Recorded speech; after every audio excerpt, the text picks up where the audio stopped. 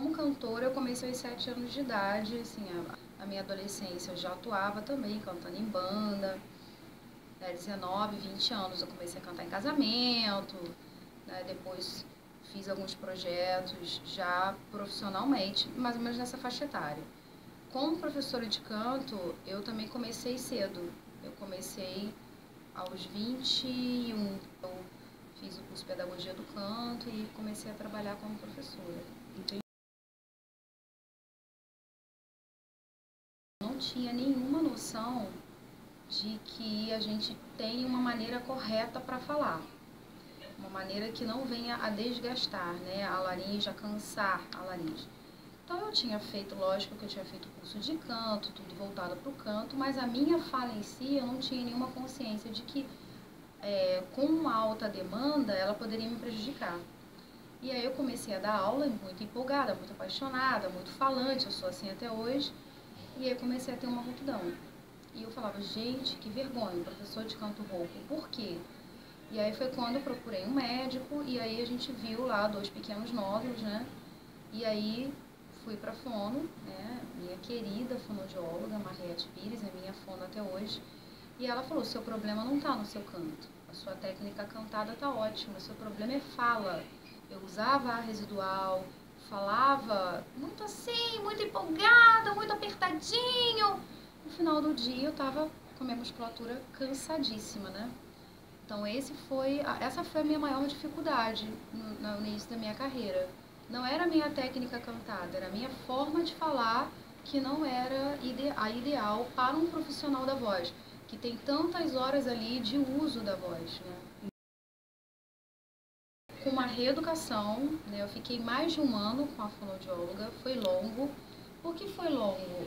Os nódulos em si não demoraram para desaparecer, né? A questão toda era eu me acostumar com aquele novo jeito de falar. Então esse jeitinho que eu falo agora, assim, macio, calminho, eu tive que ralar, né? Eu tive que passar por todo um processo de reeducação. E depois disso eu nunca mais tive nada relacionado, né, ao mau uso da voz falada. Isso é muito importante ser falado, porque assim, eu sou cantora, eu sou professora de canto, eu não posso ficar rouca nunca, eu não admito isso. Então assim, é todo um cuidado, uma disciplina que as pessoas não imaginam, né, que eu tenho, assim, tudo que eu penso, por exemplo. O jeito de eu falar, o jeito de eu gargalhar, o jeito de eu espirrar. Como eu falei, eu já tive aqui um problema por causa de espirro, foi um hematoma na prega vocal, alguns chamam de hemorragia também. A hidratação, ela é muito importante, eu sinto uma diferença enorme quando eu não me hidrato. O sono é muito importante, então assim, eu faço questão de dormir bem.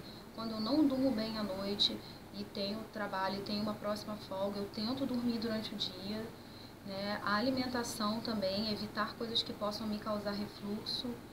E os exercícios, a minha disciplina de exercícios hoje é sempre voltada para a minha demanda. Se eu vou me apresentar, é lógico que eu vou fazer o aquecimento vocal, né? E vou fazer também o desaquecimento. Se eu vou dar aula, eu também aqueço a voz, né? Para dar aula ali durante as minhas aulas, a minha voz já está aquecida. E não tenho nada que eu faça além disso hoje, né?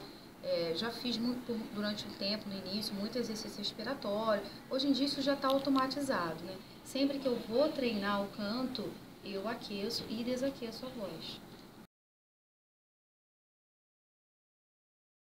Eu sou uma atleta, eu tenho que, né, fazer todo o possível para minha laringe aguentar. Então, assim, a minha demanda aumentou, tenho muitos alunos, eu dou aula todos os dias, praticamente. Então, é claro que assim, a minha fono, ela me orientou quantas horas de aula eu posso dar. Eu evito dar mais de 6 horas de aula, né? Tem dia que eu dou 7, mas sempre com uma pausa, pelo menos de meia hora, né? Muito importante. Eu tenho uma supervisão da minha otorrino. Qualquer alteração que eu perceba. No meu nariz, por exemplo, eu já procuro a minha otorrino e já entro com a medicação. Porque eu aprendi que voz não é só laringe. Então, assim, uma pessoa que tem um cantor, que tem uma rinite alérgica, por exemplo, que está ali constante, ele vai ter uma alteração vocal, né? E isso vai atrapalhar o rendimento dele, ele vai fazer compensações, Sim. que vai gerar um desgaste maior na sua laringe. Então ele pode vir a ter lesões por causa de uma rinite não tratada. Né? Tem meu trabalho como preparadora vocal em estúdio de vários cantores. Então, assim, eu sempre tenho que estar com a minha voz apresentável, meu cartão de visita, né? É a minha própria recomendação. Então, isso é muito importante. Eu tenho que sempre chegar bem para tratar um cantor no estúdio, para aquecê-lo, enfim, eu tenho esse trabalho. E o outro meu trabalho também que eu tenho é como cantora na Orquestra Sinfônica Municipal de São Gonçalo, que é a minha cidade. Então, assim, eu dou aula. Ontem, na quarta-feira, eu fiz uma apresentação na quarta de manhã e fui direto para Tijuca, que eu dou aula lá também, e peguei 6 horas de aula. E não terminei rouca. Agora, quando eu cheguei em casa, eu fiz uma nebulização, o soro fisiológico, para também dar uma hidratada, porque eu vi que ela estava cansada. Então, quer dizer, a demanda é muito grande. Eu vou usando de todos os recursos para que eu tenha sempre a melhor saúde, né? Posso chegar na orquestra, pedir desculpa e dizer, olha, hoje estou rouca, não vou solar. É claro que se eu estiver doente, eu vou pedir, vou levar meu atestado, vou pedir licença.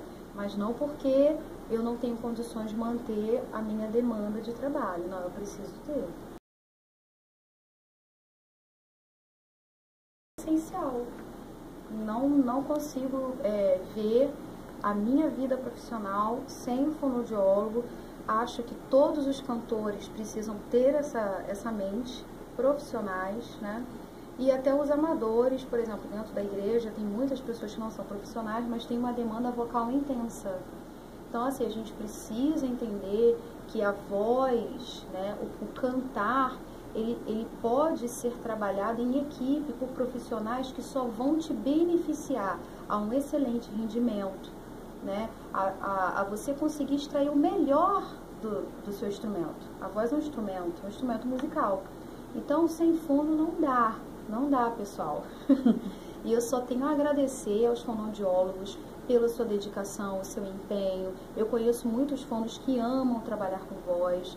Então, parabéns, vocês que são estudantes, né? Verdade. Serão futuros fonoaudiólogos. Estudem bastante para nos ajudar a extrair o melhor da nossa voz para que a gente possa fazer uma arte linda, tocar o coração das pessoas e sempre estarmos com saúde para trazer algo bom para aquele que nos ouve.